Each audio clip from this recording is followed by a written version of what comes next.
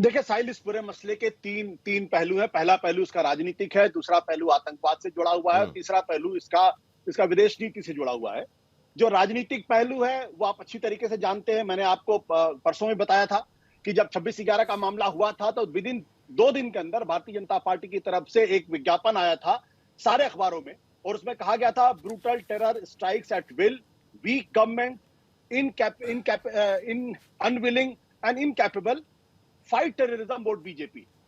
तो अगर आज कांग्रेस पार्टी भारतीय जनता पार्टी की सरकार को अगर डॉक में खड़ा कर रही है, उनकी सरकार से सवाल पूछ रही है, तो ये राजनीति का हिस्सा है। इसको आप शर्मा जी और सुरेंद्र राजपूत जी आपस में निपट लेंगे, उनको निपटने दीजिए।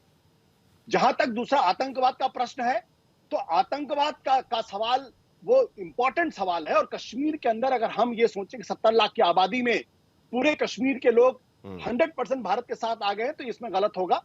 आतंकवाद वहां पे है, सेपरेटिज्म वहां पे है, तमाम नेशनल सिक्योरिटी के सवाल हैं। बिना लोकल के, बिना स्थानीय लोगों की मदद से इतना बड़ा ऑपरेशन हो ही नहीं सकता। इसलिए स्थानीय लोगों पर भी वह नजर रखी जाएगी और सुरक्षा अधिकारी पूरी तरीके से सक्षम होंगे। एक बात मैं जरूर कहना चाहता हूं कि देखिए, हमारी जो सुरक्षा एजेंसीज हैं वो 99 आतंकवादी गतिविधियों को होने से रोक देते हैं, लेकिन एक बार आतंकवादी अगर एक बार भी कामयाब होता है तो फिर वो बड़ी खबर होती है। लेकिन 99 बार जो सुरक्षा एजेंसियां अपने आतंकवाद को नहीं होने देती हैं, तो वो उसकी चर्चा नहीं होती। मुझे लगता है इस लिहाज से हमको देखना चाहिए।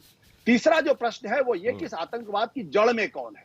आतंकवाद की जड़ में है पाकिस्तान, और पाकिस्तान को सबक सिखाने के लिए भारत सरकार को जो भी कदम उठाना चाहिए वो उठाएंगे। हमको इसका विश्वास है, चाहे वो डिप्लोमेटिक लेवल पे, चाहे अमेरिका को कॉन्फिडेंस में लेना हो, चाहे चाइना को कॉन्फिडेंस में लेना हो, चाहे मिलिट्री के लेवल पाकिस्तान को सबक सिखाना।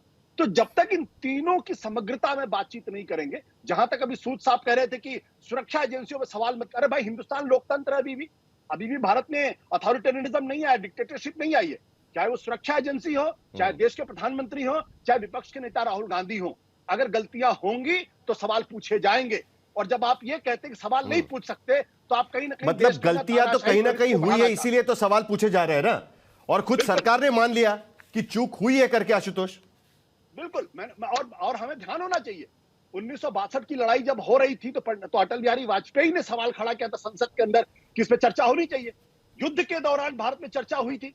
अगर हम लोकतंत्र के अंदर अगर चर्चा करना बंद कर देंगे, सुरक्षा एजेंसियों से अगर कहीं गलती हुई, अगर उसको हम कारपेट के नीचे कर देंगे, तो फिर भारत लोकतंत्र नहीं रह जाएगा। इसलिए मैं इस बात से सहमत नहीं हूं